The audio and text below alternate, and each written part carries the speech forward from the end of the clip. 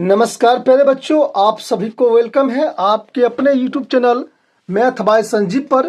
तो प्यारे बच्चों, आज के क्लास में हम लोग पढ़ने वाले हैं क्लास 7th का विज्ञान, यानी कि आप लोग का फर्स्ट नंबर चैप्टर है पादपों में पोषण। तो इसी में जितना भी आपका क्वेश्चन होगा मैं आपको सभी क्वेश्चन बहुत ही शानदार तरीका से बताने वाला हूँ। तो आप लोग इस क्लास को शुरू से लेकर लास्ट तक देखिएगा, ठीक है। तो आप लोग को यहाँ पर क्वेश्चन दिख रहा होगा, आप लोग का अभ्यास से क्वेश्चन पूछा गया है। यहाँ पर जीवों को खाद की आवश्यकता क्यों होती है, परजीवी एवं मृत जीवी में अंतर स्पष्ट करने के लिए कह रहा है। उसके बाद अगला क्वेश्चन आपका यहाँ पर पूछा है प्यारे बच्चों, क्वेश्चन पूछा आपसे, आप पत्ती में मंड स्टार्च की उपस्थिति का परीक्षण कैसे करेंगे।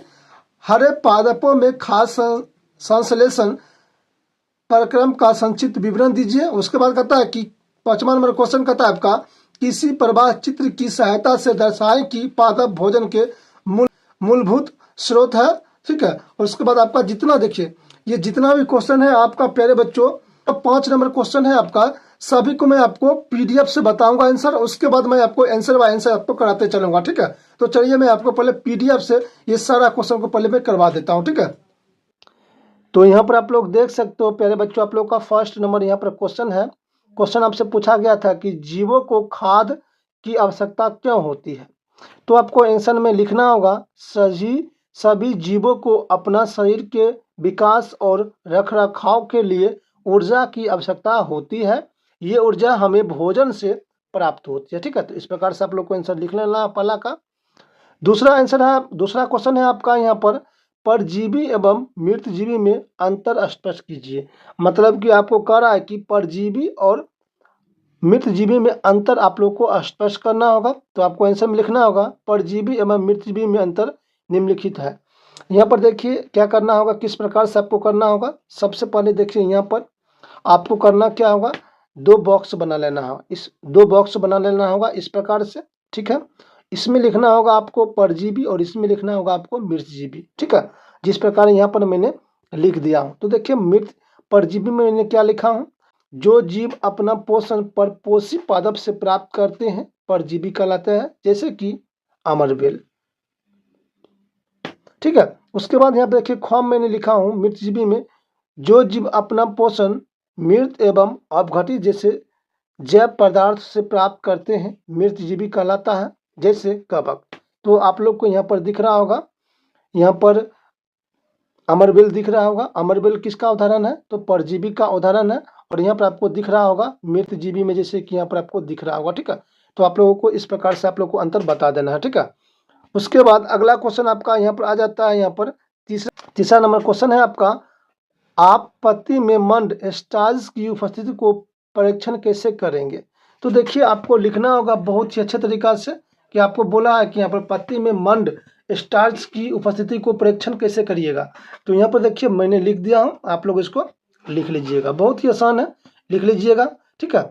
उसके बाद आपका यहाँ पर क्वेश्चन आता है, 4 नंबर क्वेश्चन आता है। क्वेश्चन आपसे पूछ रहा है क्या कि हरे पादप में खाद संश्लेषण प्रक्रम का संक्षिप्त विवरण दीजिए। तो यहाँ पर देख सकते हो आंसर लिख दिया हूँ, आप लोग अच्छे तरीका से लिख लीजिएगा। 100% आंसर ये राइट है, ठीक है। 5 नंबर क्वेश्चन है यहाँ पर, किसी प्रभाव चित्र की सहायता से दर्शाएं कि पादप भोजन के मूलभूत स्रोत है। मतलब कि आपको कह रहा है कि किसी प्रभाव चित्र की सहायता से दर्शाने के लिए कह रहा है कि पादप भोजन का मूलभूत स्रोत है। तो आपको आंसर यहाँ पर मैंने लिख दिया हूँ, आप लोग लिख लीजिएगा, ठीक है। जिस प्रकार मैंने यहाँ पर लिख दिया हूँ आप लोग लिख लीजिएगा। यहाँ पर देख सकते हो पादप का मूलभूत स्रोत क्या है, तो यहाँ पर देख सकते हो, ठीक है, अच्छे तरीका से। और यहाँ पर 6ठा नंबर क्वेश्चन देख सकते हो आप लोग का कह रहा है क्या, रिक्त स्थलों की पूर्ति करने के लिए कह रहा है। मतलब कि क नंबर क्वेश्चन दिया गया है कि क्योंकि हरे पादप अपना खाद्य स्वयं बनाते हैं इसलिए उन्हें स्वपोषी कहते हैं। क्या कहते हैं, स्वपोषी कहते हैं। क्या कहते हैं, स्वपोषित। इसका आंसर हो जाएगा स्वपोषी हो जाएगा। उसके बाद ख नंबर है आपका, पादपों द्वारा संश्लेषित खाद्य का भंडारण डैश के रूप में किया जाता है, तो मंड यानी स्टार्च के रूप में किया जाता है। यहाँ पर आपका आंसर हो जाएगा मंड स्टार्च हो जाएगा, ठीक है। ग नंबर क्वेश्चन है, प्रकाश संश्लेषण के प्रक्रम में जिस वर्णक द्वारा सौर ऊर्जा संग्रहित की जाती है उसे कहते हैं तो क्लोरोफिल कहते हैं। क्या कहते हैं, क्लोरोफिल कहते हैं, ठीक है। उसके बाद घ नंबर क्वेश्चन है, प्रकाश संश्लेषण में पादप वायुमंडल से डैश लेती है तथा डैश की उत्पन्न करती है, तो कार्बन डाइऑक्साइड लेती है और ऑक्सीजन को उत्पन्न करती है। ठीक है, तो यहाँ पर आपका कार्बन डाइऑक्साइड हो जाएगा, यहाँ पर आपका कार्बन डाइऑक्साइड हो जाएगा और यहाँ पर आपका ऑक्सीजन हो जाएगा। ठीक है, उसके बाद आपका अगला क्वेश्चन यहाँ पर आता है, 7 नंबर क्वेश्चन आता है कि निम्न कथनों से समृद्ध परिभाषित शब्द बताए। मतलब कि यहाँ पर कह रहा है कि जो आपको यहाँ पर देखिए क नंबर क्वेश्चन है ना, मतलब आपका कह रहा है कि आपको सही सही उत्तर देने के लिए कह रहा है। जैसे कि क नंबर क्वेश्चन है, पीत दुर्बल तने वाला परजीवी पादप कौन हो जाएगा, तो आपका अमरबेल हो जाएगा। ठीक है, ख नंबर है आपका, एक पादप जिसमें स्वपोषण एवं विषम पोषण दोनों ही प्राणी प्रणाली पाई जाती है, तो घटपर्णी हो जाएगा आपका राइट आंसर।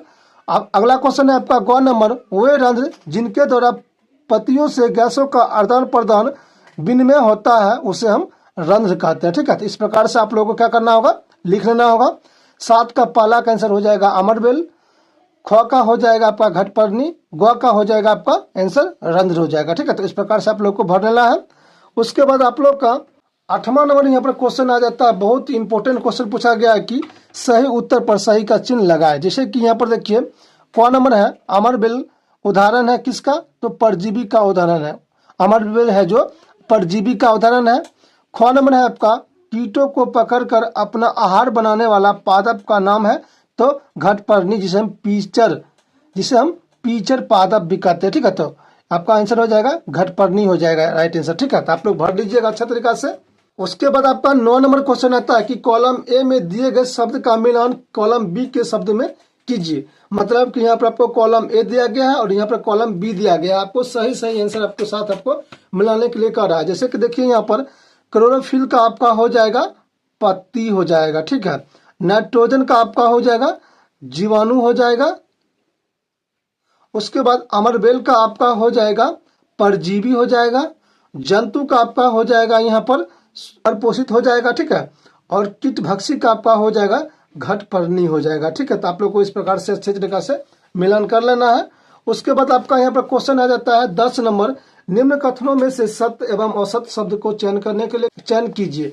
तो यहाँ देखिए क नंबर का आंसर आपका हो जाएगा क्या, असत्य हो जाएगा, आपको लिखना होगा असत्य हो जाएगा। ठीक है, उसके बाद ख का आंसर आपका हो जाएगा असत्य हो जाएगा। उसके बाद ग का आपका सत्य हो जाएगा, घ का भी आपका सत्य हो जाएगा। ठीक है, तो भर लेना है।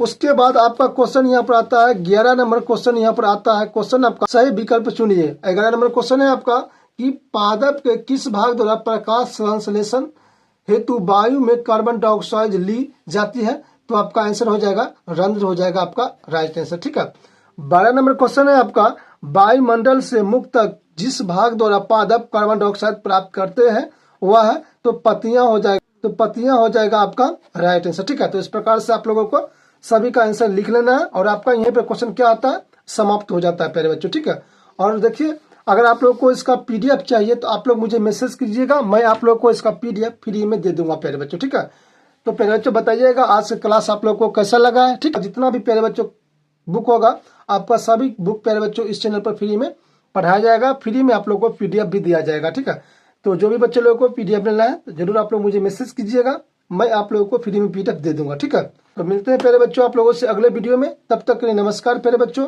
बेस्ट ऑफ लक, जय हिंद।